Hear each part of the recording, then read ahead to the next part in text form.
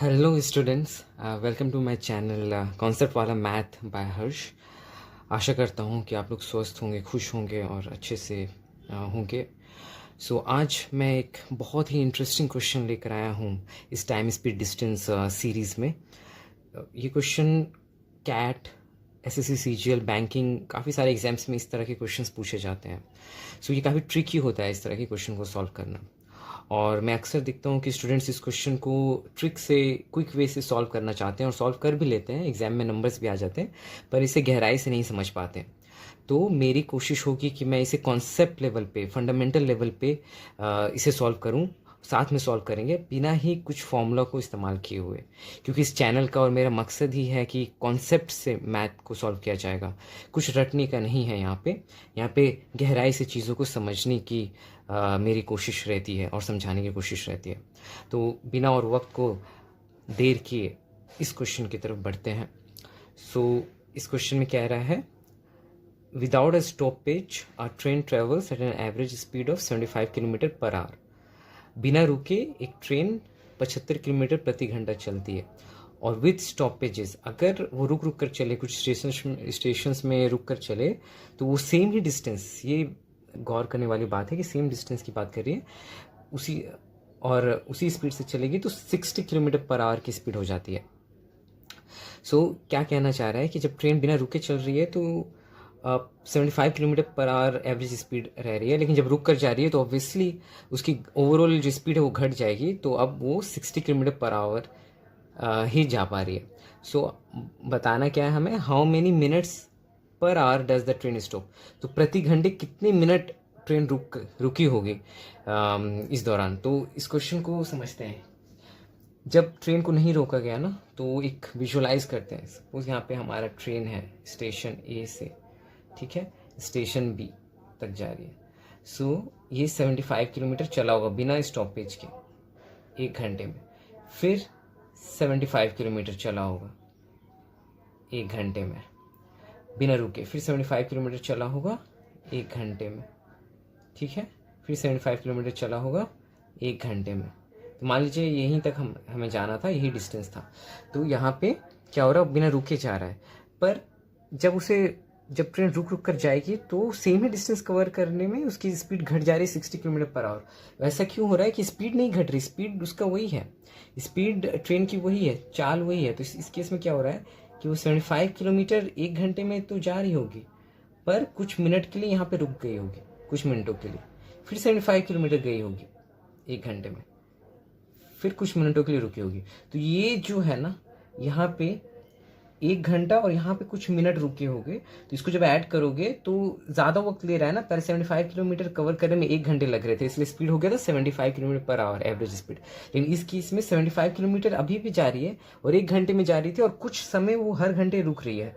तो वो टाइम को भी जोड़ेंगे ना, तो टाइम बढ़ जाएगा। तो जब इससे भाग दोगे, जब निकालोगे, तो स्पीड घट जाएगा। तो वही स्पीड घट कर 60 किलोमीटर हो रही है। मैं आशा करता हूँ कि आपको समझ में आ रही है कि पहले 75 किलोमीटर पर आवर थी, अब मिलावट हो गई है 60 किलोमीटर पर आवर। ये जो 15 किलोमीटर का लॉस हो गया ना, ये क्यों हो रहा है, क्योंकि हर घंटे कुछ मिनटों के लिए रुक रही है। तो यही क्रक्स है इस कॉन्सेप्ट का, इस यहाँ पे कि 15 किलोमीटर लॉस हो रहा है। क्या था, 75 किलोमीटर पर आवर से अब क्या हो गई है, 60 kilometre per hour. Effective loss कितना हो गया हमारा, 15 किलोमीटर पर 1 आवर में लॉस हो रहा है। 15 किलोमीटर की लॉस हो गई है, 15 किलोमीटर लॉस, 15 किलोमीटर गंवा रहे हैं पर प्रति घंटा। 15 किलोमीटर कम ट्रेवल कर पा रही ट्रेन बिकॉज ऑफ रुकावट, जो स्टॉपेज है उसकी वजह से। तो प्रति घंटा 15 किलोमीटर का लॉस हो रहा है। तो हमें क्या निकालना था कि पर आवर कितना ट्रेन रुकी है। तो पर आवर हमने तो निकाल लिया कि 15 किलोमीटर करके रुक रही है, 15 किलोमीटर हर घंटा लॉस हो रहा है। लेकिन यहाँ पे मिनट, टाइम निकालने के लिए बोल रहा है, टाइम मिनट में, वो भी। लेकिन हमें यहाँ डिस्टेंस दिया हुआ है, तो हम क्या करेंगे, हमें टाइम निकालना है। तो कैसे करेंगे, अगर ट्रेन नहीं रुकती तो उसका स्पीड ये रहता ना, एक्चुअल स्पीड तो यही है ट्रेन का, ट्रेन की स्पीड नहीं बदल रही है, वो रुक रही है। तो हम कैसे इसको करेंगे, यूनिटरी मेथड से। 75 किलोमीटर जो ओरिजिनल स्पीड है ट्रेन की, और उसे जाने में उसे 60 मिनट लग रहे हैं ना। 1 घंटे, उसके मिनट में आंसर पूछा गया, 60 मिनट। तो 1 किलोमीटर ट्रैवल करने में कितना वक्त लगेगा, डिवीजन। और हमें क्या बोलना है कि 15 किलोमीटर का लॉस हुआ है, तो हम किलोमीटर को या डिस्टेंस को टाइम में कन्वर्ट कर रहे हैं, तो 15 किलोमीटर का इक्विवेलेंट हम टाइम निकालने की कोशिश कर रहे हैं। तो 60/75 और 15 में ज़्यादा लगेगी तो गुना हो जाएगी, तो 5 से इसको डिवाइड करोगे या 12 हो जाएगी। सो 12 मिनट का लॉस हुआ, ये इक्विवेलेंट है 15 किलोमीटर के लॉस के साथ। तो अगर यही क्वेश्चन पूछा जाता है कितना किलोमीटर पर आवर लॉस हो रहा है, तो वो आप सब्ट्रैक्ट करके बता देते 15 किलोमीटर लॉस हो रहा है, लेकिन टाइम के टर्म्स में निकालने के लिए हमने यूनिटरी मेथड से निकाल लिया। तो बस यही था इस क्वेश्चन का सॉल्यूशन, और मैं उम्मीद करता हूँ कि आपको समझ में आया होगा कि हमने किया क्या एग्जैक्टली, राइट। सो ये गहराई से समझने का था, यहाँ पे कुछ फॉर्मूला हमने इस्तेमाल नहीं किया, बिल्कुल बेसिक कॉन्सेप्ट से हमने ऑब्जर्व किया कि ट्रेन का जो बिफोर स्पीड है, एक बार और मैं अच्छे से बोल दे रहा हूँ, बिफोर स्पीड और आफ्टर स्पीड इसमें कोई बदलाव नहीं आ रहा है, यहीं पे कन्फ्यूजन होता है। वो 75 किलोमीटर पहले भी था और अभी भी है 75 किलोमीटर पर आवर, स्पीड में कोई बदलाव नहीं हुआ है, पर हमें 60 किलोमीटर इसलिए हो गया है क्योंकि इस आफ्टर वाले केस में प्रति घंटा कुछ वक्त के लिए रुक रहा है। तो मान लीजिए 1.5 घंटे में अब 75 किलोमीटर ट्रेवल हो रहा है, इसको डिवाइड करके कुछ वैल्यू आएगा तो वो 60 है यहाँ पे, ठीक है। तो एवरेज स्पीड घट जा रहा है क्योंकि वो पूरा काउंट कर रहा है, वो वेटिंग टाइम जो ट्रेन रुकी हुई है उस टाइम को भी काउंट करके निकाल रहा है। इसमें कोई वेटिंग टाइम नहीं है, इसमें ज़्यादा वक्त है, ज़्यादा स्पीड है, इसमें वेटिंग टाइम इंक्लूडेड है, इसलिए स्पीड की गति घट गई।